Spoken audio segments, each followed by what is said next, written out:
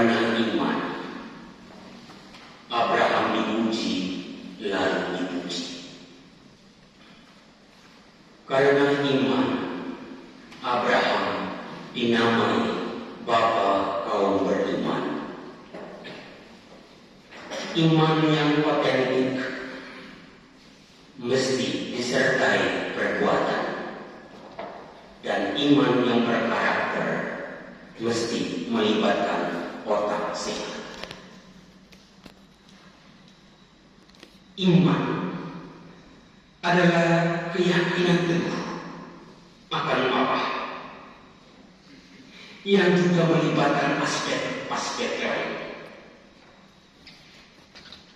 Abraham tidak sekedar beriman, tetapi juga percaya, berharap, berbuat, dan berakal sehat. Justru karena 4 hal inilah Abraham diberi kelimpahan oleh Yahweh. Kita yang secara rohani adalah keturunan atau anak-anak Abraham mesti memiliki skema dasar iman seperti Abraham tadi,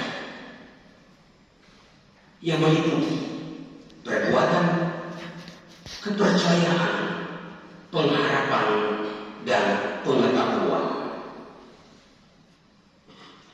Iman tanpa perbuatan adalah omong kosong. Iman tanpa kepercayaan adalah mimpi. Iman tanpa pengharapan adalah ilusi. Dan iman tanpa akal adalah malapetaka.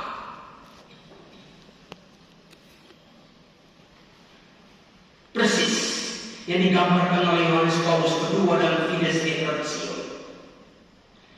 Iman tanpa akal adalah malapetaka. Akal tanpa iman adalah omong kosong. Puncak dari skema dasar iman inilah, seperti kata Yesus, ia tidak akan mengalami maut selama-lamanya.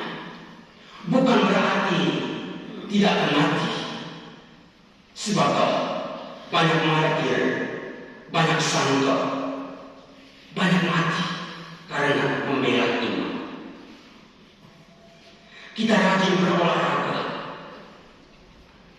misa tiap hari, kegiatan rohani lainnya, menjaga pola makan dengan benar, check up kesehatan secara teratur. Tapi toh ujung-ujungnya bersemayam di belakang rumah jodoh. Lalu apa artinya? Ia tidak akan mengalami maut sampai selama-lamanya. Yang dimaksudkan Yesus di sini lebih mengacu pada kekekalan roh daripada tubuh. Persis yang dikatakan oleh Paulus dalam Kisah Para Rasul. Kami senantiasa membawa kematian Yesus di dalam tubuh kami, supaya kehidupan Yesus juga menjadi nyata dalam tubuh kami. Sebab itu kami tidak kabar hati. Tetapi meskipun manusia lahiriah kami semakin merosot, namun manusia batinia kami diperbaharui dari hari ke hari. Saya pernah membaca humor dalam buku Humor Sufi. Pada suatu hari Minggu sore, seorang imam tua beradaptasi di taman kota sambil menarik anjing kesayangannya berjenis herder. Lalu tiba-tiba datang seorang anak muda dan bertanya kepada imam yang tua itu, "Tuan, apa iman menurut engkau?" Jawab imam itu, "Iman adalah ketika engkau berlari saat dikejar anjing ini." Iman adalah ketika engkau berlari saat dikejar anjing ini.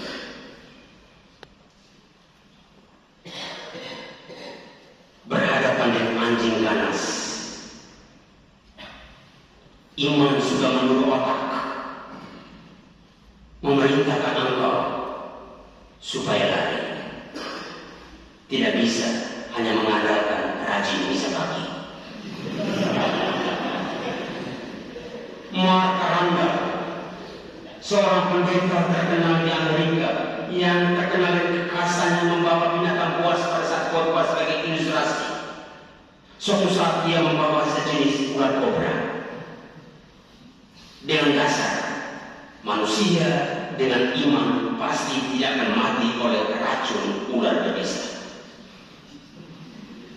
Persis, suatu sore ia berkhotbah di sebuah gereja Protestan dan saat itulah ia digigit oleh kobra peliharaannya sendiri. Dan dalam tempo yang sesingkat-singkatnya ia dibawa ke rumah sakit dan pihak rumah sakit menyatakan bahwa Randall mati. Keimanan kita tidak selalu diuji dengan hal-hal yang ekstrim yang terkesan konyol seperti ini. 2 tahun lalu keluarga saya, bapak, mama, dan anaknya yang kebetulan THM,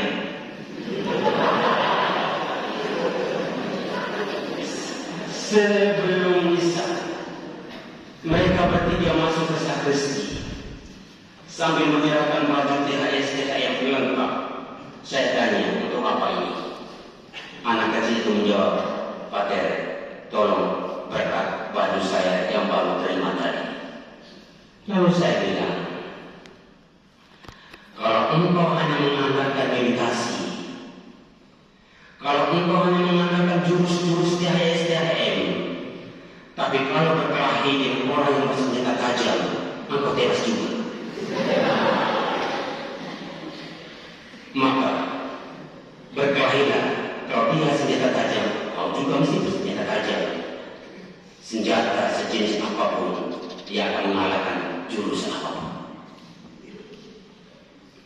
Lulus ujian yang tidak lama lagi, tidak hanya andalkan iman, tidak hanya andalkan kontemplasi, tidak hanya andalkan senyum kita suci hari Kamis, tetapi akal sehat diikut sertakan.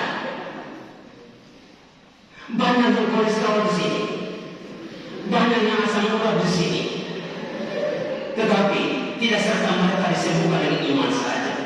Iman sudah menyuruh otak supaya memerintahkan kepada saya, "Freddy, jangan makan daging sapi, kau kolesterol." Otak sudah suruh saya, berarti iman sudah menyuruh otak saya. Tetapi kalau saya tidak percaya pada otak, maka makan daging sapi, kolesterol tetap ada. Meskipun engkau rajin misa. Berjubah belum bisa dibilang beriman. Pengajar teologi sekali berapapun belum bisa dicap beriman. Mengikuti aturan formasi adalah penghayatan iman yang real. Melakukan kegiatan-kegiatan karitatif adalah penghayatan iman yang real. Melakukan perbuatan-perbuatan kecil yang cinta yang besar adalah penghayatan iman. Tidak mendendam adalah penghayatan iman. Suka memaafkan adalah penghayatan iman. Tidak suka cari konflik adalah juga penghayatan iman. Maka saudara-saudari, milikilah perbuatan yang menandakan engkau beriman. Milikilah iman yang membuat